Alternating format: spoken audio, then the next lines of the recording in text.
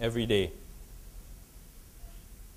Okay, and here's just a chart on the hourly breakdown in terms of volume for the overnight trade. If you are looking to put on a hedge during our hours, or rather the US overnight hours, probably your best time to put on a trade is during the first hour. If you are putting on a big hedge. If you're not putting on a big hedge, you can probably space it out over the first 4 hours, because that's where the bulk of the liquidity is in the market. Then after it tapers off during European hours, and it picks up near the tail end of the session. Okay, so I think many of you are probably very familiar with this. This is just an hourly breakdown, so at least you can plan your trade and trade your plan. Okay, something new, I would say very new. For those of you that are still putting in orders into the pits, okay, you'll be, and as you know, the pits are still open, they're not closed yet, okay? The futures pits are there and the options pits are there. In fact, the options pits are very liquid, and that's actually where the bulk of the options are traded.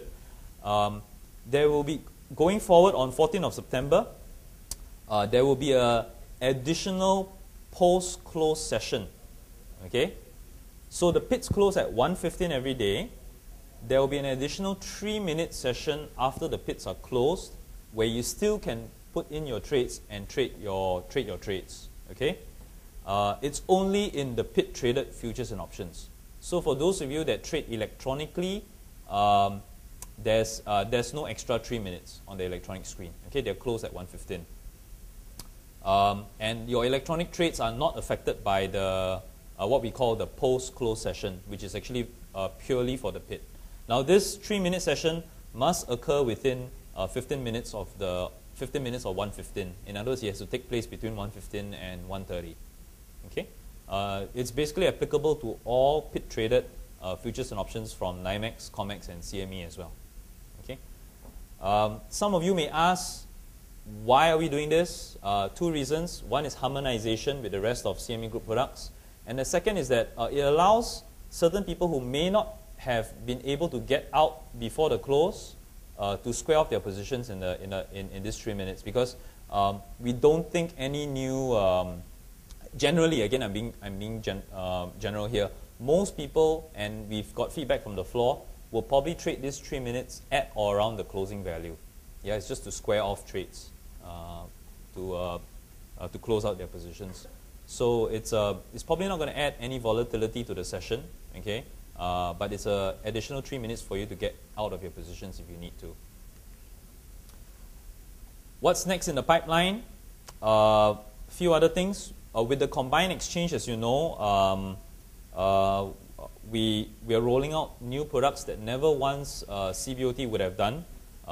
So we are intending to roll out a further suite of 11 grain and oilseed swaps meant for clearing. Again, most of these swaps may or may not be relevant for the audience, but as we move along, you may or come across these swaps. For those of you who trade the palm oil contract in Kuala Lumpur today, the group has entered into a definitive agreement with Bursa Malaysia, where we will eventually launch a US dollar palm oil contract at the CME, and that's probably slated end of this year or early next year. If you like more info, you can look me up. And for those of you doing DDGS, we'll probably launch a DDGS futures contract sometime in 2010 as well. Okay. Okay, so now I get to the website page. Okay, so there are some resources here that you can go through, but I'll flash them onto the website for you to have a look. Okay. Okay. Today, if you were to type, and I think many of you already know, if you were to type cbot.com, you will no longer go to the CBOT website, but it will redirect you to the CME Group website.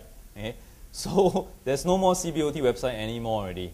I know many of you are very disappointed with the fact that there's no more CBOT website, and we've all grown up and have become accustomed to the CBOT website, including myself.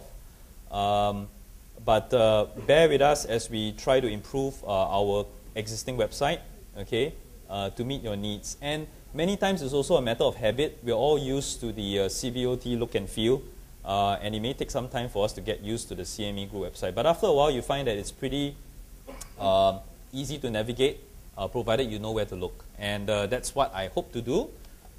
So what you do is that if you're looking, say for example, you're looking for soybean futures or soy meal futures, you mouse over on the left-hand side, commodity products, and you go down to the relevant product that you're looking at. So say for example, you are looking at beans, for example, okay? You click on beans.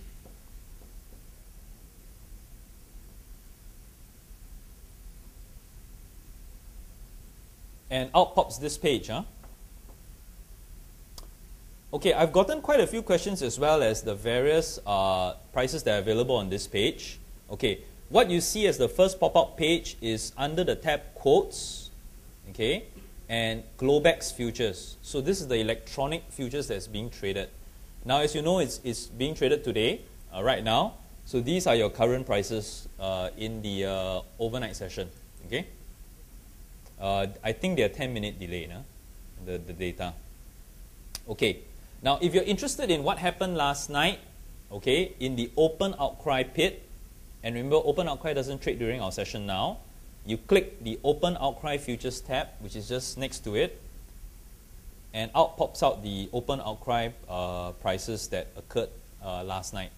Now, remember Chicago was closed yesterday, so you don't have any data here for this session, yeah, because this is reflecting Friday's prices. Okay, but tomorrow you see this field being populated, okay, with all the various high, lows, and closes. Okay, so this is under the quotes tab. Now, some of you might be interested to know where the settlement price. Now, let me spend a bit of time explaining. So, this quotes page shows you the quotes that's currently in the market. So, if you were to stay up into the middle of the night and you were to click the Open Outcry Futures, this page, it will show you the data that's coming from the Open Outcry pit, okay, at that point of time. So if you wake up at midnight and you were to log on to this page, you will see the prices as of midnight. I mean 10-minute delayed or 15-minute delayed, the prices there. Okay? Now, if you're coming into the office tomorrow and you want to know what happened, or rather what's the official settlement price from CME, you click on the settlement tab, which is this tab. Okay? And out pops a page with all the various open, high, low, last, and settlement prices, as well as the volume and open interest. So these are the data from yesterday. Okay, this is probably the page that you're most familiar with vis-a-vis what you used to have on CBOT. Okay, you have a tab for futures and you have a tab for options. Okay, now for those of you that are sending your trades through your supplier, or if you're sending your trades through whoever you're trading with, and you have put in orders, for example, buy at the market open or sell at the market close, for example, and you just want to check whether or not, I know many of you do actually double check your trades and so forth. One easy way to double check whether your trade went through or not is you go to the time and sales tab. Okay, you pull out the time and sales tab,